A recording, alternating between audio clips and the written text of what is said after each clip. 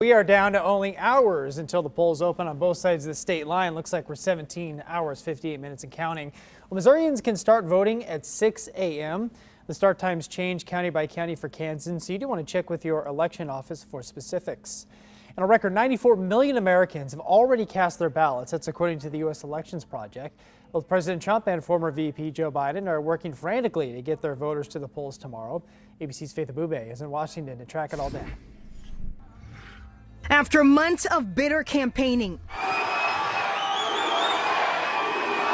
for President Trump and former Vice President Joe Biden, it all comes down to this: getting supporters to the polls. You got to vote. The big thing, you got to go vote Tuesday. President Trump hoping for a huge Election Day turnout. The latest 538 forecast showing he has just a 10% chance of winning re-election. But Mr. Trump campaigning at a breakneck pace, holding 5 rallies on Sunday, wrapping up his day in Florida. The latest ABC News poll shows the race in the Sunshine State is still a toss-up, with the COVID-19 pandemic defining the contest. On the eve of Election Day, the Biden campaign focusing their efforts on Pennsylvania, a state Trump won by less than a point in 2016. Polls show he's up in the Keystone State, despite the race slightly tightening. It's time for Donald Trump to pack his bags and go home. In an effort to flood the zone, Kamala Harris heading to eastern Pennsylvania with her husband, while Jill and Joe Biden take on the western half. Vice President Mike Pence and President Trump also heading to the battleground state. Meanwhile, Mr. Trump raising eyebrows with this inaccurate comment. We should know the result of the election on November 3rd. That's the way it's been, and that's the way it should be. While news outlets often project a winner before all the ballots are in, vote tallies have never been final on election night. In fact, this year, with a record number of early ballots already cast, the final results could take a while to certify. Our response is the president's not going to steal this election. And of course, it could take several days to count the votes in states like Pennsylvania and Wisconsin, but we could get some answers in other battleground states like Florida, Arizona, and North Carolina, which expect to have most or all of their mail-in and in-person votes counted on election night. We want to show you something right now. Look at this. You're looking at live pictures right now of lines out the door in Johnson County, Kansas. Well, this is as people rush to cast their ballots ahead of the noon cutoff for advance voting. We see their cars even lined up down the road as they wait there. Well, today's voting, by the way, it added to the staggering total of advance voters in the state of Kansas. Get this, before today's advance voting began, more than 700,000 Kansans had already voted. Now, that's more than double the amount of ballots cast early in the 2016 election. With the amount of people that have already voted, it's fueling predictions of record-breaking voter turnout across the state of Kansas. And voting continues today in Missouri ahead of the polls officially opening on Tuesday. KBC's Martin Augustine at the Clay County Election Board, and unlike Kansas, there is no advance voting in Missouri. There is no advance voting in the state of Missouri structured the way it is in Kansas, but there is something called absentee in-person voting, and that's what you're seeing happening here at the Clay County Board of Elections office in Liberty. This long line of people waiting to cast their ballots today. They would have one of a number of reasons that state law in Missouri recognizes for you to vote absentee in person the day before the election, as opposed to voting at your polling place in person on election day. Among those reasons, you're simply not going to be in your voting jurisdiction on election day. Another reason is if you're at risk of contracting COVID-19, meaning are you 65 or older? Do you have some health issues? Things like that. If you have a religious belief that prevents you from voting on election day, then you can vote absentee in person, or if you're going to be working for the an election authority and simply not be at your polling place on Tuesday. Now, as far as absentee ballots in Missouri go, we need to delineate the difference between absentee ballots and mail-in ballots here.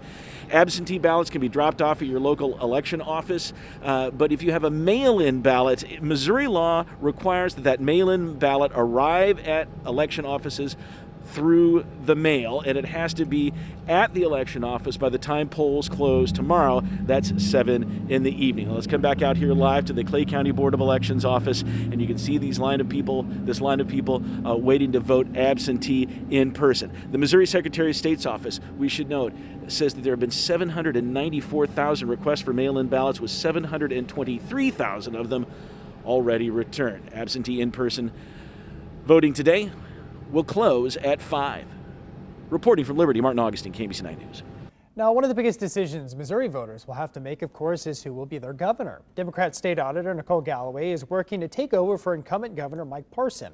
For his final day on the campaign trail, Parson will be flying around the state, making several stops, including some time in St. Joseph. Meanwhile, Galloway will be close to her campaign tonight at a rally with the Missouri Democratic Party here in Kansas City.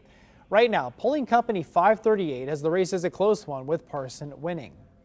And Kansas City police are talking about their plans for keeping people safe on Election Day and in the weeks ahead. Investigative reporter Matt Fleener listened to a briefing this morning.